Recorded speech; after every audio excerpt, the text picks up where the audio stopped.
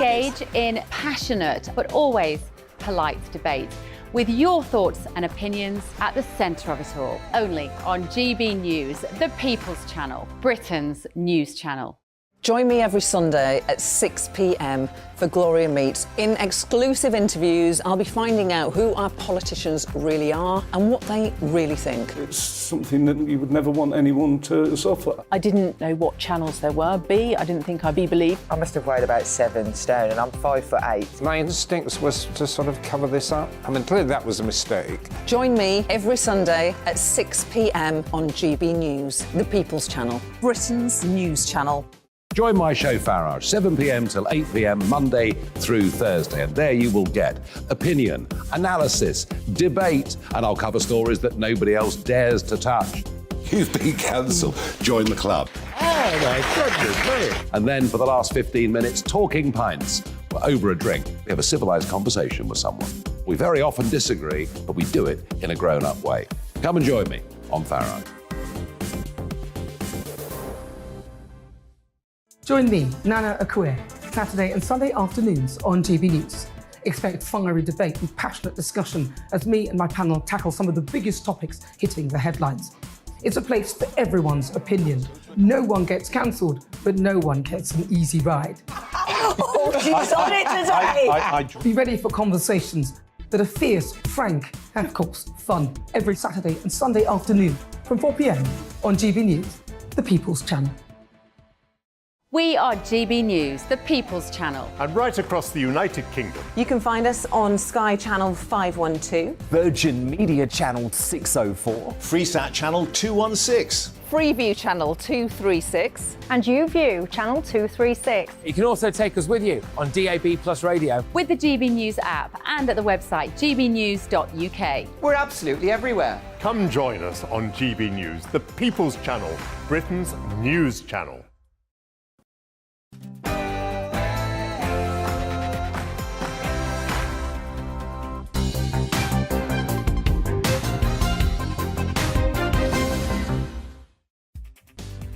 Very good morning to you. My name's Tom Harwood and this is The Briefing on GB News. This morning we're talking about Liz Truss, her article in the Sunday Telegraph, her potential comeback. And is she right? That on top of the ECHR, a new issue in the fold. Is Rishi Sunak really calling to pull out of it?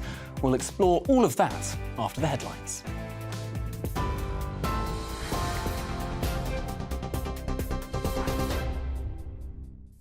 Good morning, I'm Tamsin Roberts in the GB newsroom. It's 9:30. Thousands of nurses and ambulance staff in England and some in Wales are striking, with today predicted to be the largest walkout in the history of the NHS. The Royal College of Nursing will stage a 2-day strike in a dispute over pay and is expected to be joined by twice as many of its members as it did during earlier strikes. Ambulance crews and call handlers will return to work on Tuesday, but are then due to walk out again on Friday. Health Minister Maria Caulfield says it's not affordable to meet the union's demands. We followed an independent process with a pay review body that the union signed up to, and we're very happy with the settlement last year. And it's difficult for us now. If we are to give a pay award to nurses, we'll have to look at teachers, we'll have to look at ambulance drivers. We just can't afford inflation-busting pay rises that the unions are currently demanding. GMB regional organiser Deanne Ferguson told GB News they're striking to save the NHS long term. We believe the money is in the pot, but obviously we're asking them to distribute it to the workers first. Obviously they will put more money year on year into the NHS, and they have to because inflation requires that. But ultimately it doesn't seem to come down to the frontline workers, and that's where we want that money to be. And it's not just about the pay, it's about the conditions that these guys are working under. And we want a long-term strategy to save the NHS for everybody. The head of Epsom College has been found dead alongside her husband and her 7-year-old daughter. The bodies of Emma Patterson, her daughter Letty and husband George were found at the prestigious boarding school in the early hours of Sunday morning.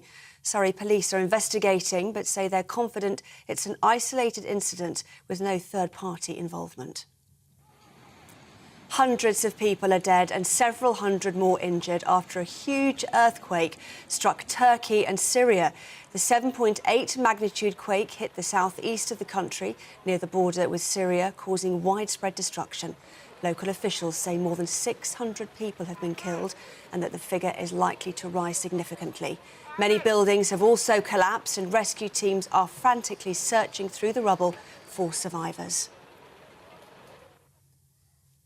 TV, online and DAB+ radio, this is GB News. Now it's back to the briefing with Tom Harwood.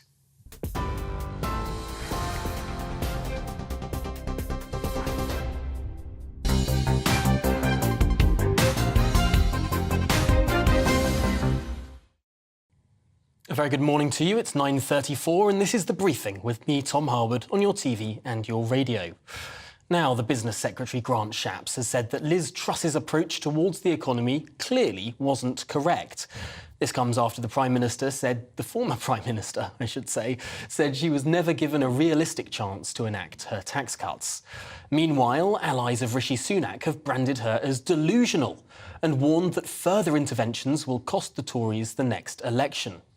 Yet others have pointed to how Truss was right to say that the pension funds had set a tinderbox under the economy with what were called liability-driven investments and the hedging of them.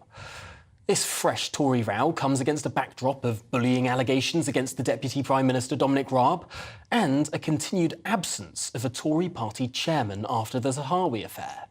Well, there's a lot to get stuck into. Joining me now is our political reporter, Olivia Utley. And Olivia, let's start with Dominic Raab, because there's been this independent KC investigation carried out by Adam Tolley KC, going on now for the best part of 4 months. And yet, all of the leaks that we've seen about this, all of the sort of tidbits that have popped up in the papers, there's a peculiar anecdote about tomatoes in a sandwich, but also a lot of Dominic Raab simply saying, you've got to do this work better, this work isn't good enough, please do this work again. That seemed to be the smoking gun in the papers over the weekend. Well, yes, I think there are plenty of people in the private sector who will have read that report in the Sunday Times yesterday about Dominic Raab's behaviour and thought that the sort of actions which Dominic Raab had committed, if we can call it committed, are just normal for a demanding boss. That's what it seemed. There's a big investigative piece, and what it came down to was some slightly sort of idiosyncratic things from Dominic Raab. For example, he only works in analogue, so everything has to be on paper, and so he'll go into a meeting, doesn't have the piece of paper that he wants, and asks a junior civil servant to get the piece of paper rather than having it up, makes everyone wait while the civil servant goes and gets it. I mean, slightly strange behaviour, perhaps, for those used to working in a digital environment, but few in the private sector would say that goes as far as bullying. That said, I mean, there are apparently 24 complaints which are being investigated by Adam Tolley, so perhaps more will come to light. But as you say, as things stand, it seems to be a question of Dominic Raab asking for things to be done to a high level, throwing things back when they're not good enough and asking them to be redone. Demanding perhaps, but bullying? I suppose we can't prejudge the inquiry. There is the potential that the big smoking gun, the real sort of hard evidence of bullying, just hasn't leaked its way into the press now. It would be surprising given how leaky government normally is and how much detail we have in all these other areas. One surprising thing in that Sunday Times article was that he called junior ministers JMs. This is supposed to be some sort of bullying allegation.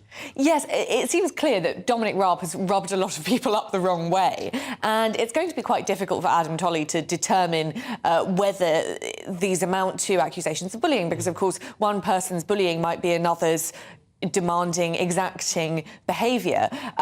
But as you say, unless there is more evidence to come to light, and there well might be, because apparently there are up to 30 claims that are being investigated, worth just saying that again, unless there is some more evidence in those 30 claims, it doesn't look like it's going to be amount to much. But that doesn't really stop it eating away at Rishi Sunak's political credibility. I suppose, though, it does give him a bit of credence in terms of saying, look, there's a process to go through. Some of these claims might be entirely bogus, some of them might be very substantive, but ultimately this has got to be gone through with a fine-tooth comb because so much of this stuff is so subjective. Yes, definitely, and that's what was the line that Rishi Sunak used when the Nadeem Zahawi investigation was taking place. There were those who said that a more experienced Prime Minister, someone with a little bit more political nous, would have seen that Nadeem Zahawi was becoming the story early on and just got rid of him immediately, bit the bullet quickly. But Rishi Sunak stuck to this line that sticking to due process is important. He doesn't want to hang his friends out to dry. He's talked about sort of loyalty and integrity, and he would argue that he's following that process well. And as you say, if it transpires that these Dominic Raab allegations come to nothing much at all, that will lend him more political credence for previous judgments that he's made, for instance, over the Zahawi affair. And also against Rishi Sunak, we've seen over the weekend, is finally Liz Truss has spoken. It's taken months and months since she left Number 10 of relative silence. She's been absent from Westminster. She has been sort of quite clearly mulling over how her premiership went. And she's come out with this article in the Sunday Telegraph yesterday. She'll be in an interview with The Spectator in their YouTube channel this afternoon. To what extent is this a threat to Rishi Sunak? Well, this 4,000-word piece in the Sunday Telegraph, which essentially laid out where things went wrong and why, from her perspective. And she talks quite compellingly. I think there'll be plenty of Conservatives who accept her reading of the situation, that the economic establishment was set against her. She talks about the way OBR forecast works and LDIs. And essentially, on the OBR forecast, what she points out, which does sound reasonable, is that we'd got to a point where elected politicians were deciding on policy based on what they thought the OBR was going to forecast. And it always seems that the OBR sort of overinterprets the benefit of public spending and underinterprets the benefit of not taking so much money away from people. Exactly, and that's the argument that she was making, and she sort of felt, I mean, paraphrasing, but the OBR was sort of dictating policy. It was tail-wagging dog situation. And on these LDIs, these hugely leveraged pension funds, it seems that... Liability-driven investments, we should say. Yes. As if that makes it any clearer. Absolutely. But according to her analysis, which is really quite astonishing, there was 60% of GDP was in these LDIs, extremely leveraged funds, and she didn't know about that. I mean, it seems pretty naive of her not to have understood that, not to have got her head around all of that before. But it seems the Treasury didn't warn her about this either. Or the pensions regulator, or sort of... There was this big tinderbox under the UK economy, and sort of no one saw it coming. No, I mean, that's her argument, and that the economic establishment is sort of set against the low-tax Conservative principles. And, you know, that's quite compelling for plenty of backbench Conservatives. She also, you asked how much of a threat it is to Rishi Sunak. She definitely stuck the knife into him as well. There was all of this about the economic establishment being set against her, and then a little bit about how her own MPs didn't respect her mandate and she wasn't given enough of a chance to push ahead with her policy.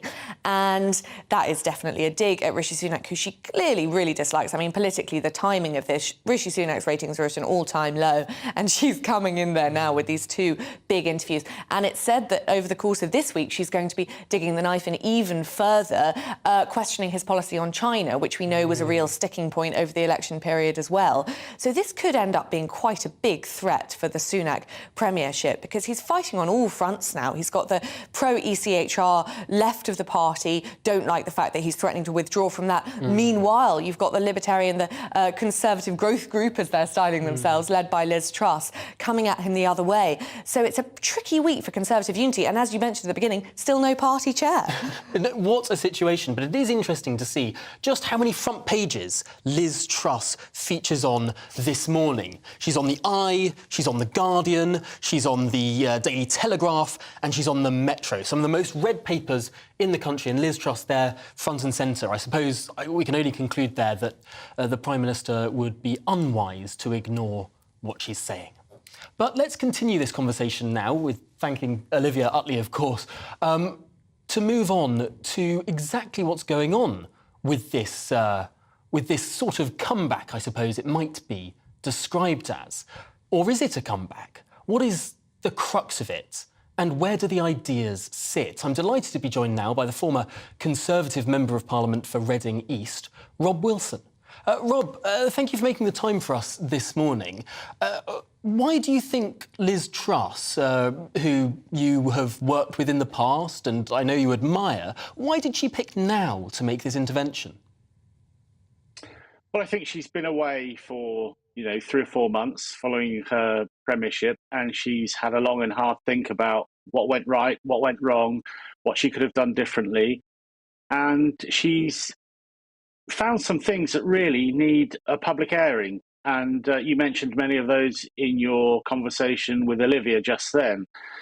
It is quite astounding that a British Prime Minister, a former Prime Minister, is saying that essentially her policies were being thwarted by an unresponsive set of unaccountable government organisations. Now, whether you agree with Liz Truss or not, that is quite astounding. And also, she did also make the point, which is, I think, probably getting less attention, that any policies really that showed any form of divergence from the European Union were also thwarted. So there's a sort of double whammy involved in this. And I think that these are subjects that need airing, and I think she's doing the UK a service in doing that.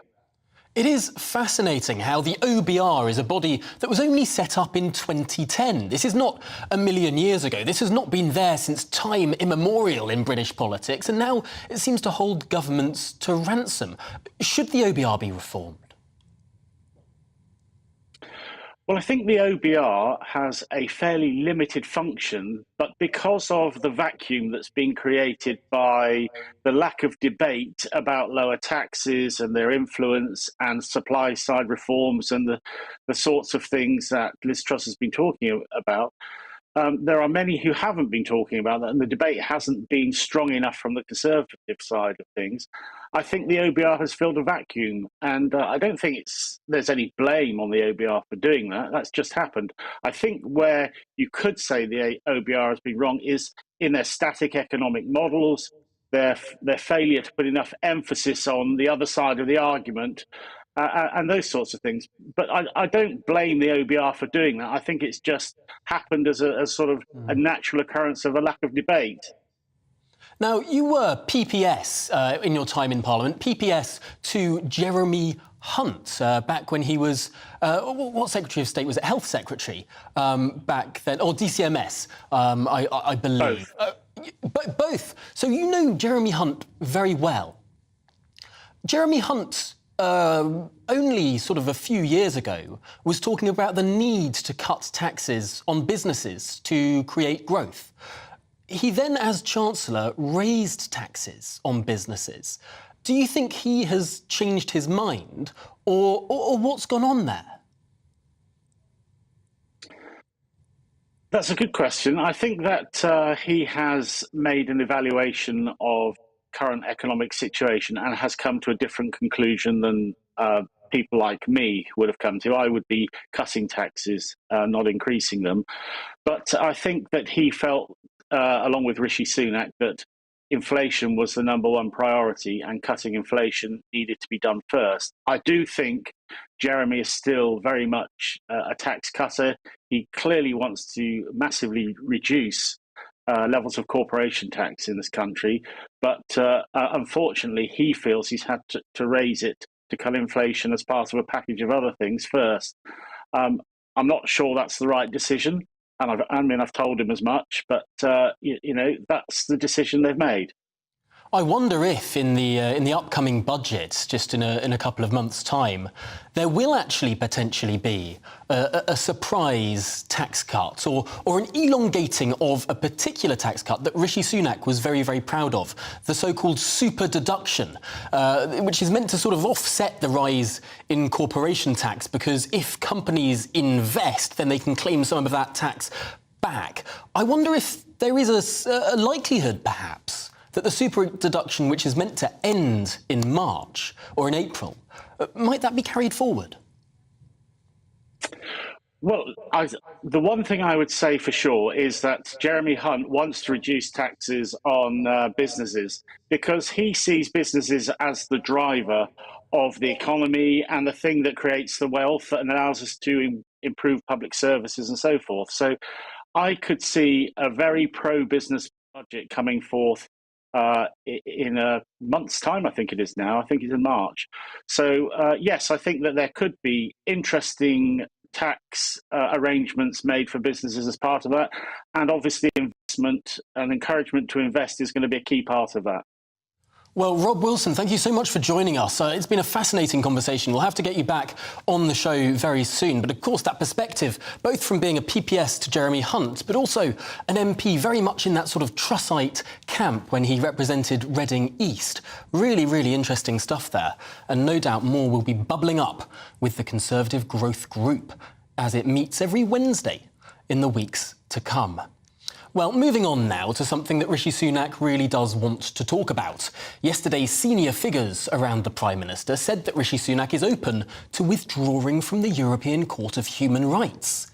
If, that is, the Strasbourg Court strikes down new legislation being drawn up by Sunak and Suella Braverman. The legislation promises to be the harshest yet to crack down on the illegal smuggling of people in small boats across the Channel. Reports say it could take the UK to the very boundaries of international law. Yesterday there was a lot of noise around this, outrage from all the usual quarters, and even in some Tory MP WhatsApp groups. But the noise missed something incredibly key to reforming this system and making it work. Whilst the government plans to crack down on illegal boats, they have also finally said that the long-promised safe and legal routes for genuine asylum seekers will be established. A government aide told Politico Playbook, that's difficult to say this morning, the British people expect us to stop the boats, and that's what our legislation must do. There will be new safe and legal routes. We will still meet our international obligations and stay within the ECHR. That's a government source that believes that going to the edge of international law will not necessarily cross that line. Now, this line about new, safe, legal routes might come as a surprise to those who criticise the government over the lack of those safe and legal routes, forcing legitimate refugees into the country illegally. But this has, nominally at least, always been the government's policy. Under Priti Patel, the new plan for immigration set out plans to crack down on illegal migration, whilst in concert opening legal routes for legitimate refugees. It's just that these routes are yet to be opened. Looking at the text of the new plan for immigration published last year under the previous Home Secretary, again, the commitment to, quote, a fair and firm system by offering safe and legal routes to those coming to the UK in need of protection. The key question will be, is the government planning for there to be a new, more general route, or only disaster-specific routes? Without a general route, legitimate asylum seekers who are not coming from a particular war that's in vogue at this point in time often have no choice but to seek to get to the UK illegally. The government could be bold and use this opportunity to establish processing centres offshore to assess legitimate claims before these dangerous journeys could even begin. Well, let's discuss the mechanics of this now. I'm delighted to be joined by Tom Sharp. He spent 27 years in the Royal Navy, including time as a patrol boat commander. Tom, firstly to this ECHR point, splashed across the front page of the Sunday Times yesterday. Will that in itself act as a deterrent? I think it will. What's encouraging about the current dialogue is it does seem to be looking at this much more holistically than was the case previously. And of course, this is a massive problem that needs a comprehensive solution. So anything that can deter and detect and then process better than is currently in place is good news. Now, the legality of it, pushing the legislation to the limits of the law, that, of course, isn't my subject area expertise, but it is encouraging to hear the holistic solution at least being discussed. Time will tell if it's going to actually be put in place. What is the crucial problem with the system as it exists? Because a lot of political critics of the government will say these guys, in one form or another, yes, for the first 5 years hobbled by a coalition with the Liberal Democrats, who of course have diametrically opposed views on migration and asylum seeking, but various flavours of conservative-ish government have really not got this issue nailed on. Why is that? I think the simple solution is the sheer number of agencies involved. I made a list before coming on here, and I stopped at 15. There is just a huge amount of agency involvement, and they're not always complying with each other, and they're not always helping each other, they're not always complementary. So some of these agencies are competing for limited resources. There's friction, there's competition, there always is, and it's never been fully cohered at the Home Office level. And last year's attempt to sort of flick that onto defence and onto the Navy was supposed to be part of that, but it was flawed because they were never properly empowered. So, short answer to your question, too many agencies that are competing with each other. Really, really interesting, because, of course, this is going to be one of Rishi Sunak's top 5 priorities. We've heard these top 5 priorities be really drummed into us time and time again now. If you were to rate the likelihood of this being sorted, or at least the corner being turned, the number of new arrivals, illegal small boat arrivals coming down next year from the enormous number we've seen this year, how likely would you say that is? I think it's going to take longer than a year. I really do. I'm hearing very positive conversations between defence agencies, between our Ministry of Defence and in France, and they're really looking at the National Crime Agency discussion. These are fundamental to helping turn this situation around in terms of breaking the business model inland, going after the economics of the criminals who are profiting from this business. That's fundamental, and that's really starting to happen behind the scenes. You could argue again, perhaps a bit late, but it is happening. And if you then tackle the legal and legitimate applications as is being suggested, then I think that will turn the corner, but there'll be a lag. Well, Tom Sharp, thank you so much for bringing us there to the end of our programme with another fascinating discussion there on the one of the biggest issues, no doubt, that many, many swing voters are thinking about very deeply indeed. That's it for us today on The Briefing. Catch us again at 9:30 tomorrow. Coming up next, it's Bev Turner Today. Hello, very good morning to you. The clear skies overnight across much of England and Wales means there's some frost and fog around to start, but then we'll have sunny spells, whilst in the north it's looking cloudier with some drizzly rain. The reason for the settled weather across much of the UK is this area of high pressure, but that's going to clear away towards the east, and then this weather front waiting out in the west is going to arrive as we go later on in the day. Through this morning there is some fog to watch out for, particularly across parts of the east and southeast of England, but that should clear as we go through the morning, and so the things will be largely bright for a time, but we are going to see the cloud in the northwest spreading somewhat, so many places turning cloudier through the day. The thickest cloud across parts of Scotland and Northern Ireland with some outbreaks of drizzly rain, but because of the southerly flow that we have, I am expecting some brighter breaks to develop across northern parts of Scotland, and here that's where temperatures are going to be highest, could get into double figures. As we go through the end of the day, that front that I mentioned earlier is going to push its way in from the northwest. So a spell of rain reaching into northwest Scotland and then later into Northern Ireland, gradually making its way southeastwards overnight. Ahead of this, across parts of England and Wales, again, we're going to have largely clear skies, which means temperatures are going to plummet. Could get as low as -4, -5 Celsius, so a widespread and at times harsh frost, and once more likely to see some fog and freezing fog developing, which could cause some problems through Tuesday morning's rush hour. As we go through Tuesday itself, though, that front is gradually going to make its way southwards. It is going to bring some rain, but it's weakening and breaking up as it goes, so many places staying largely dry. Some bright sunny spells developing to the north of this and staying largely sunny towards the south, though notice temperatures a bit disappointing, a bit below average for the time of year, milder further north. There will be some further changeable weather to come as we go through this week, and after a dry start in the south, I am expecting a little bit of rain by the end of the week even here, and with that temperatures probably picking up, so a chilly start but turning somewhat milder. See you later.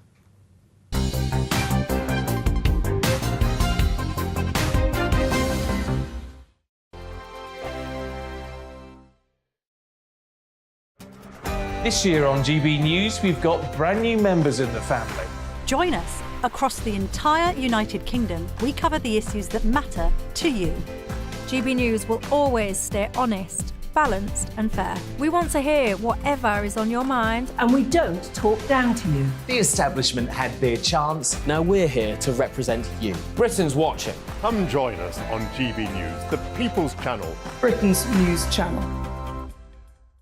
We are GB News, right across the nation. You can get us on television, on radio, on digital. We're absolutely everywhere. Amazing. You see, amazing. You remind me of me in the European Parliament. But here's the most important bit. We are not part of the mainstream establishment. We think and speak just like you do. We are the People's Channel. Magnificent. That's really, really thoughtful. Come and join us on GB News, the People's News Channel. Join me, Patrick Christie's, Monday to Friday, 3 till 6. We tackle the day's news agenda like you've never seen before. It's high tempo, high octane, the most controversial topics, and the best guests. You will not be able to take your eyes and ears off it. I'm not afraid to ask the questions that you really want answered. 3 till 6 p.m, Monday to Friday on GB News, the People's Channel, Britain's news channel. We are GB News, the People's Channel. Why not take us home with you by visiting the GB News shop at gbnews.store? You'll find all the official merchandise, a really good present actually for yourself.